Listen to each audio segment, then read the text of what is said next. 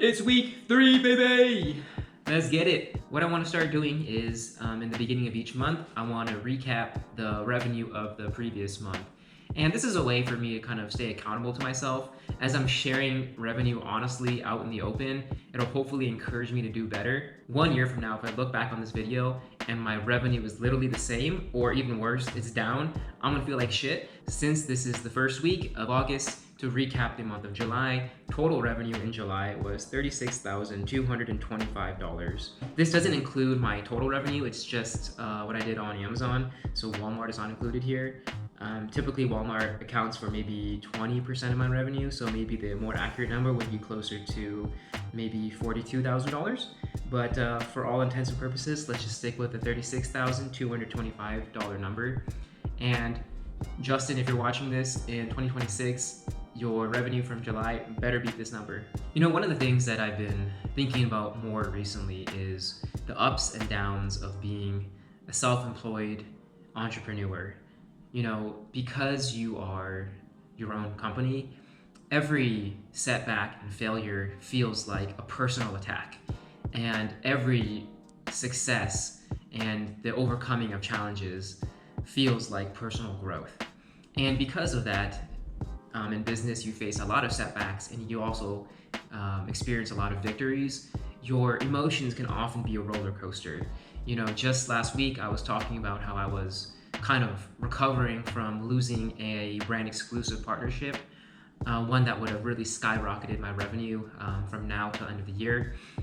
But this week, you know, I've already wrapped up a bunch of wins under my belt, and I'm already feeling like I'm on cloud 9. Looking back at the show last week in Vegas, I opened up a bunch of new accounts with brands directly as well as new distributors. I also have a bunch of other brands coming in from the work I did a long time ago that helped me win the wholesale network competition that I talked about in week 1. Those are coming into fruition as well continually. I have new pallets coming in for new products that I've been ordering. Cash flow is doing well. And so overall, you know, I'm feeling optimistic and I'm feeling hopeful, whereas a week ago I was kind of beating myself up over a pretty big loss. And I think that says a lot about the journey of someone who's an entrepreneur.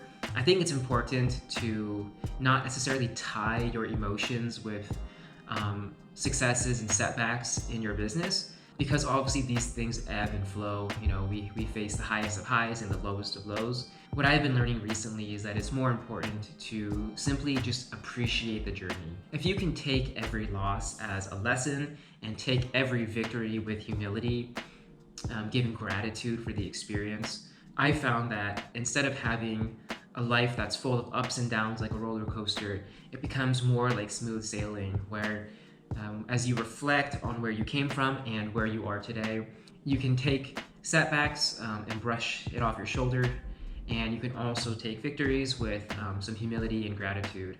And I found that to be increasingly useful over my time, especially as the numbers get bigger, as each setback becomes a bigger portion of your revenue and each success also becomes a bigger portion of your revenue. Having that mindset of just enjoying and appreciating the experience and the journey has kind of helped me smooth all the ups and downs, and to just be okay and to have gratitude for this entire journey, this entire business experience. With that being said, I oftentimes find entrepreneurship as a choose your own adventure story. What I mean by that is, as you're constantly looking for new brand deals, new exclusive partnerships, your mind automatically kind of tries to solve these problems in the background as you're just living life. And so I found a bunch of great opportunities this week that I plan on pursuing and moving forward with. So the first is, as you guys may know, I operate out of a co-warehousing space in South San Francisco. And the other week, a new tenant moved in, and they're in the fitness space.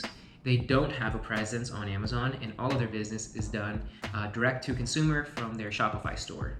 As I kind of chopped it up initially with them, talking to them as we passed by, that kind of got my wheels turning, and I've realized that as I'm in this co-warehousing space, I'm literally in close proximity with hundreds of brands that are ripe for brand partnership deals. So this fitness company could be the first of many, but I also know for a fact that there are some actually Shark Tank companies that operate out of the warehouse as well. And so I'm literally sitting on an abundance of opportunities. If you're looking for opportunities, everywhere you look, you'll find them. Corey, who runs the wholesale network, often talks about how he'll look at packaging to see who distributes the product, and that will be an avenue for him to reach out to new distributors. He'll also say that as he's driving, he'll see these trucking cars that have the distributor's name and logo on the side of the vehicle, and he'll use that as a way to reach out to distributors. There's literally like ample opportunity to find distributors and new brands to partner with everywhere you look, as long as you're looking. The other avenue that I'm looking into is working with, this is a true story by the way, a brand that actually filed an IP complaint against me. So in addition to wholesale, I also run a little bit of private label, and that was actually how I got started into the Amazon space way back in 2018. And I'll kind of share more about that in another video. But one of my products that I began selling in 2018, in the middle of last year, around June, it got hit with an IP complaint because another competitor had patented a sort of design, and that went into effect, and now they claimed IP infringement across any other competing product that had a similar design. And so I was actually able to speak to the owner of that company earlier this year to clear up the IP complaint against me. He rescinded the complaint, and then in that conversation I asked him what his strategy is for Amazon e-commerce, and he told me that he didn't have one.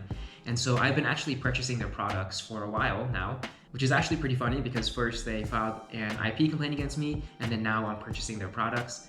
But I never had a conversation of exclusivity and the value that we could provide them through that service. And so because I've been selling their products now for maybe a quarter or maybe 2 quarters now, I want to begin to kind of go back and have these conversations with the brands that I've been working with, including this one as well. So there are a couple of really good brand partnership opportunities coming for me down the pipeline, and I hope that I'm able to lock down at least one of them. Now lastly for this video, something else that I've been looking into is the Amazon Influencer Program. Amazon has an influencer program that you can qualify for by linking your social media to their webpage. And if you qualify for this account, they will allow you to be an affiliate partner where you can make a commission on sales that come from your affiliate marketing activities. And one of the lowest hanging fruit ways of doing this is simply by posting review videos that will actually end up appearing on Amazon product detail pages. For example, if you go to a product detail page and you scroll down almost to the bottom, right before the review section, you'll see a lot of these sort of influencer Amazon videos. And the way that you apply for the program is first you need to get your social media accounts approved by having, as I said before, enough engagement. And then number 2, you need to submit 3 videos that follow their guidelines, and then they'll review that and then approve you if everything passes their inspections. I'm cognizant that this could easily be a side quest, distraction, that I need to keep the main thing as the main thing. But what I have seen is that the commissions are generally relatively good. And if I can make an extra, $1,000 per month from doing this, it might be worth it. And because of my wholesale business, I have access to hundreds of different products in hand at the warehouse that I can use for product reviews. So there is some sort of overlapping synergy there. I don't know how much time I want to dedicate to this, but I am cognizant that, while it could be a side quest, there's also opportunity to kind of grow income a bit more from products that I already have access to. So that's pretty much it for this week, guys. I hope you guys are killing it and having fun while doing it, and I will see you guys next week. Oh, and if you guys want to also check out the Amazon Influencer Program, I'll leave a link to that in the description section below.